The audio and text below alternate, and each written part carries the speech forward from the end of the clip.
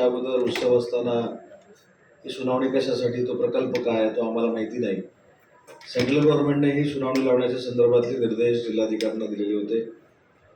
परंतु मी जिल्हाधिकारी, पोलीस अधीक्षक आणि मुख्य कार्यकारी अधिकारी यांनी चर्चा केल्यानंतर ही सुनावणी जी आहे ती अनिश्चित काळासाठी आम्ही स्थगित केलेली आहे. तिथले प्रांत जे आहेत ते ग्राउंड रियालिटी तपासतील, त्याचा अहवाल जिल्हाधिकाऱ्यांकडे देतील. SP साहेब आणि जिल्हाधिकारी साहेब दोघी चर्चा करून तिथली जी सद्य परिस्थिती आहे त्याचा अहवाल केंद्र शासनाकडे देतील. अशा पद्धतीची बैठकीमध्ये चर्चा झाली. आणि सगळ्यात बैठक महत्त्वाची जी होती ती RGBPL साठी होती. रत्नागिरी दाभोळ प्रोजेक्ट जो आहे तिथल्या कर्मचाऱ्यांना डिफरन्स देण्याचा जो विषय होता त्याच्यावर देखील त्या मॅनेजमेंटनं मान्यता दिलेली आहे. 1 मे हा दिवस सुट्टीचा असताना देखील त्यांनी सुट्टी घेतली म्हणून त्यांचे जे पैसे कट केलेले होते ते देण्याचा देखील आजच्या बैठकीमध्ये निर्णय झालेला आहे. नॅशनल हायवेच्या संदर्भात मी स्वतः आता अधिकाऱ्यांना घेऊन पाहणी करायला जातोय.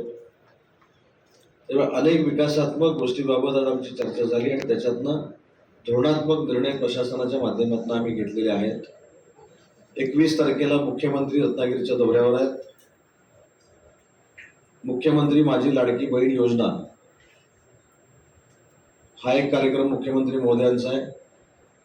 विमानतळाच्या बाबतीमध्ये काल कोणीतरी असं म्हटलं की विमानतळाच्या बाबतीत काम सुरू नाही, तर मी त्याच्यामध्ये परवा देखील माझ्या भाषणामध्ये काजीसाहेब असं म्हटलं होतं की माहिती नसताना फेक नरेटिव्ह सेट करणं ही चुकीची बाब आहे.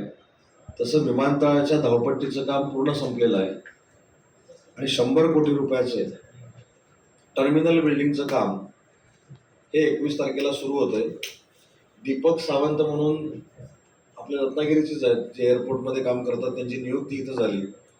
मुख्यमंत्र्यांच्या हस्ते ते भूमिपूजन होईल.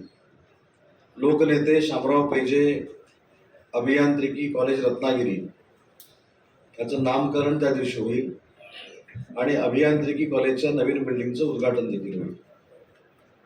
असे 3 मोठे कार्यक्रम मुख्यमंत्र्यांच्या हस्ते 21 तारखेला आम्ही आयोजित केलेले आहेत. टाइम्स डिजिटलला लाईक करा, शेअर करा, सबस्क्राईब करा आणि बेल आयकॉन दाबायला विसरू नका. Times digital.